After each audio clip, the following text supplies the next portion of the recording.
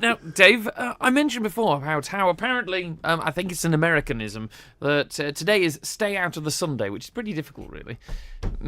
But we want to talk about the sun when it comes to our eyes, because all of us, wear cool shades and things like this, but really, protecting your eyes is very different to actually just wearing sunglasses, isn't it? Absolutely. So why do we need to protect our eyes? So if we go outside in the sun, what do? Slap the old factor 50 on. Mm-hmm. Takes forever, stinks, it's horrible. But we do that to protect our skin. We do need to do the same thing for our eyes. Our eyes are open, so the harmful rays that are hitting our skin are coming into our eyes. So we need to protect them. So this is where I ask you the question, how? Aha. How do we protect them? We need to use a UV filter. That's the best way to do it. So a lot of new prescription glasses, when you get them now, already come with these coatings on. You can't see it. It's an invisible coating, and all it does is it filters out most of the harmful UV from the light. So sunglasses, I presume, or shades, whatever you want to call them, are the answer. They are definitely the business, yes. They certainly But are they all the same? No. Now, here's the thing people need to be really careful about. If you're choosing sunglasses, you actually do need to get a half-decent pair.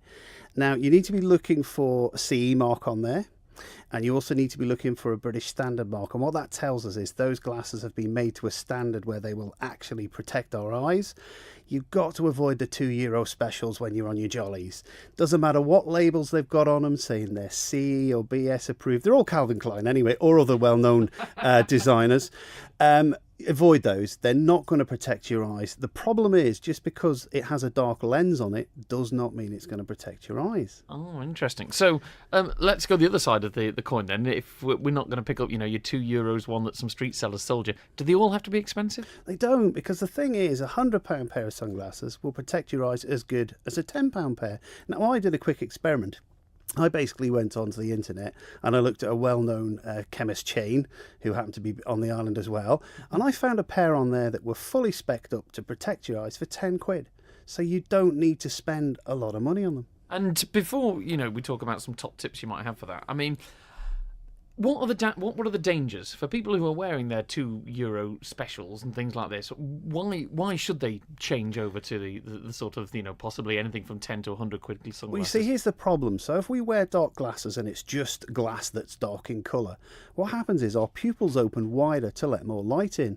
Now the problem is, if that light isn't being filtered, you're effectively letting more of the harmful light into your eyes and potentially damaging your eyes, and it can lead to complications later in life.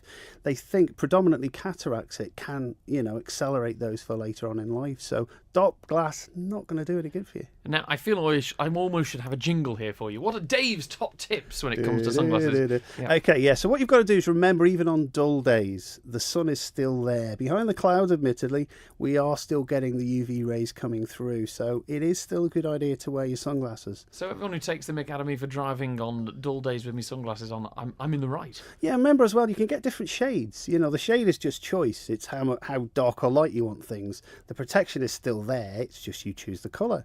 So you need to make sure, if you're by the beach or near water, the sunlight reflects a lot more off those surfaces. We get more UV light hitting into our eyes, so we need to make sure they're protected as well. And I particularly like, you gave me a note here, and this must be referring to people when they're on holiday, of course. Snow is an issue. There we go. Yeah, sometimes on the Isle of Man, I know we should be talking about it now. Yeah, snow, skiing, snowboarding, that sort of thing. You've got a bright white surface there. All that sunlight's going to reflect. So you need to spend a little bit of money on some good sunglasses. Remember, if you spend a bit of money on them, you're also more likely to take care of them.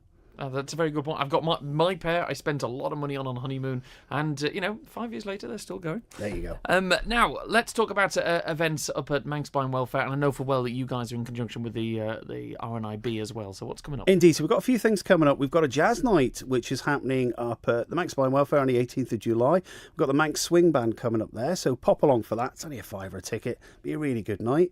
We've also got a coffee morning happening on the 13th from about 10:30. Pop along to that, have a brew, have a chat. We're also going to be out on Tynwald Day this year out in the Fairfield, so come and find us. We have our new calendar, which is hopefully going to be hot off the press, so you can come and have a look at that. And also our colleagues in the RNIB are holding an open day on, I'm just looking through my notes, Wednesday the 4th of July from 6 until 7. And what they're asking people to do is pop in and have a chat to them, just to let them know what they think should or shouldn't be happening on the island as far as services and help for blind and visually impaired people. So if you think, oh, I really wish that was happening on the island, come and have a chat to them, and we might be able to look at how we can get these sort of things established on the island. Come and have a chat. There are nibbles as well, apparently. Tea, coffee, sandwiches, and a slice of cake is available, according to my notes.